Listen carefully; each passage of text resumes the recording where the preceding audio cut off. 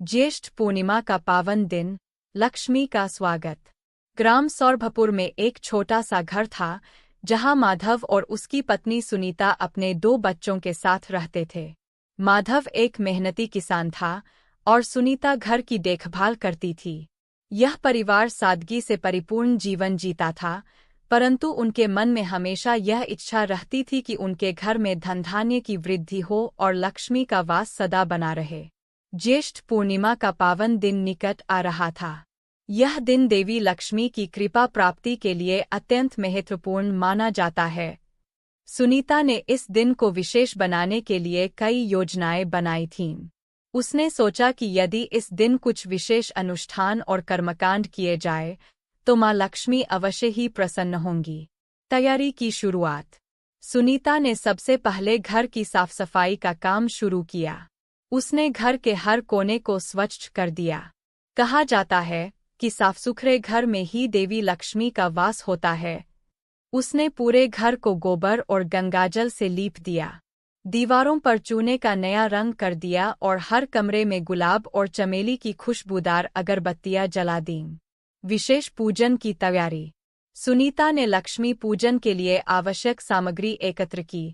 चावल, रोली, चंदन, पुष्प, धूप, दीप और मिठाई। उसने एक सुंदर अल्पना बनाई, जिस पर देवी लक्ष्मी का आसन सजाया। माधव ने पूजा के लिए विशेष वस्त्र धारण किए और बच्चों को भी नए कपड़े पहनाए।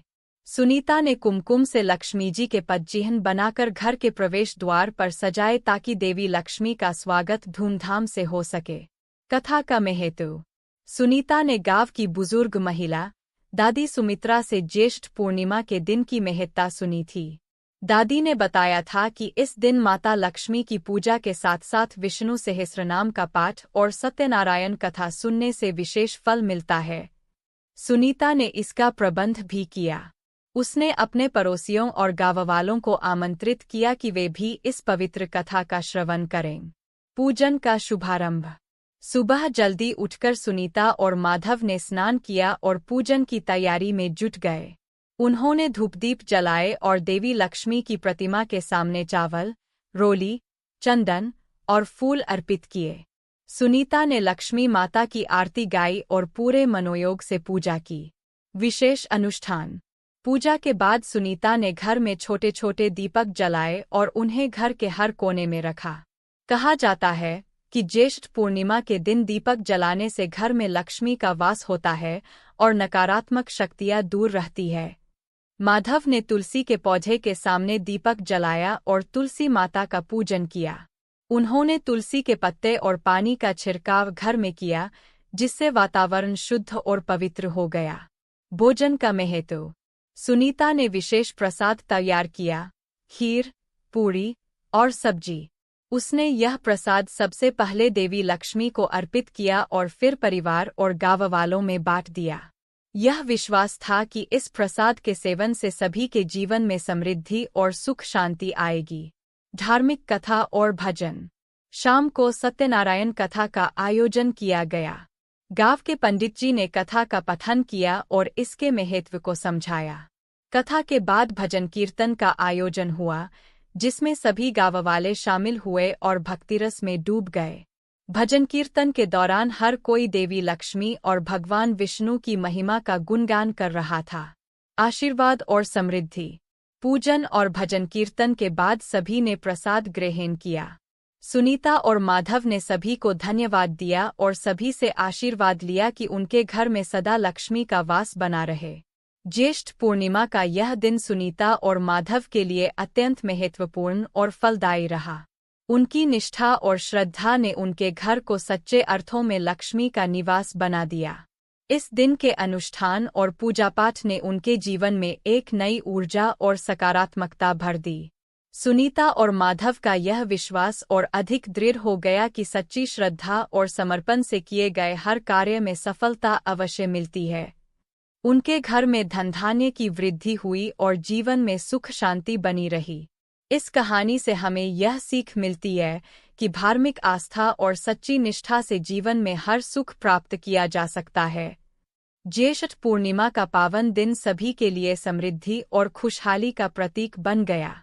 लक्ष्मी माता के वास के उपाय। ज्येष्ठ पूर्णिमा विशेष। ग्राम सौरभपुर में ज्येष्ठ पूर्णिमा का दिन हर साल विशेष धूमधाम से मनाया जाता था। इस दिन घर में लक्ष्मी माता के वास के लिए कुछ विशेष उपाय किए जाते थे, जिनसे घर में समृद्धि और खुशहाली बनी रहती थी। यहाँ हम ऐसे ही कुछ प्रभावी उपायों का उल्लेख करेंगे, जिन्हें आप अपने घर में अपनाकर देवी लक्ष्मी की कृपा प्राप्त कर सकते हैं। 1. घर की साफ सफाई। ज्येष्ठ पूर्णिमा से पहले घर की अच्छी तरह साफ सफाई करनी चाहिए। घर का हर कोना स्वच्छ होना चाहिए, क्योंकि माँ लक्ष्मी स्वच्छ और पवित्र स्थान में ही वास करती है। घर के सभी कमरों की अच्छी तरह से सफाई करें। पुरानी और बेकार चीजों को हटा दें। दरवाजों और खिड़कियों की धुलाई करें। 2. अल्पना, रंगोली बनाना। सुनीता हर साल ज्येष्ठ पूर्णिमा के दिन दरवाजे पर अल्पना, रंगोली बनाती थी।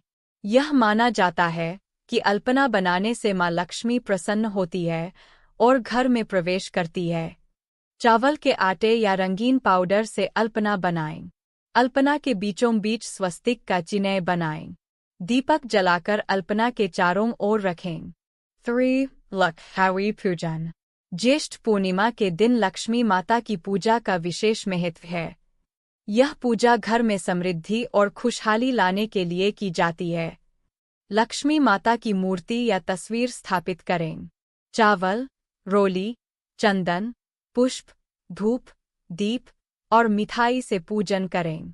लक्ष्मी माता को कमल का फूल अर्पित करें। परिवार के सभी सदस्य मिलकर लक्ष्मी माता की आरती करें। 4. दीप जलाना। इस दिन पूरे घर में छोटे छोटे दीपक जलाना चाहिए। माना जाता है कि दीपक की रोशनी से माँ लक्ष्मी प्रसन्न होती है और घर में उनका वास होता है। घर के हर कोने में दीपक जलाए। विशेष रूप से तुलसी के पौधे के पास दीपक जलाए। दरवाजे पर दीप मालिका सजाएं। 5. तुलसी पूजन। तुलसी का पूजन करना भी अत्यंत महत्वपूर्ण है। तुलसी को देवी लक्ष्मी का स्वरूप माना जाता है और उनका पूजन करने से घर में सकारात्मक ऊर्जा का संचार होता है। तुलसी के पौधे को जल चढ़ाएं। दीपक जलाकर तुलसी माता की आरती करें। तुलसी के पत्तों का सेवन करें। 6. अन्नदान और वस्त्रदान। माँ लक्ष्मी की कृपा प्राप्त करने के लिए जरूरतमंदों की सहायता करना भी महत्वपूर्ण है। ज्येष्ठ पूर्णिमा के दिन अन्नदान और वस्त्रदान का विशेष महत्व है। जरूरतमंदों को अन्न, वस्त्र और अन्य आवश्यक वस्तुएं दान करें। इस दिन गरीबों को भोजन कराएं। निस्वार्थ सेवा भाव से यह कार्य करें। सत्यनारायण कथा। ज्येष्ठ पूर्णिमा के दिन सत्यनारायण भगवान की कथा सुनना और सुनाना भी अत्यंत शुभ माना जाता है। यह कथा घर में सुख शांति और समृद्धि लाने में सहायक होती है। सत्यनारायण कथा के लिए पंडित जी को आमंत्रित करें। परिवार और पड़ोसियों को भी आमंत्रित करें। कथा के बाद प्रसाद वितरित करें। 9. भजन कीर्तन। इस दिन भजन कीर्तन का आयोजन करना भी अत्यंत शुभ माना जाता है। इससे घर का वातावरण पवित्र और सकारात्मक ऊर्जा से भर जाता है। धन्यवाद। आपका दिन शुभ हो।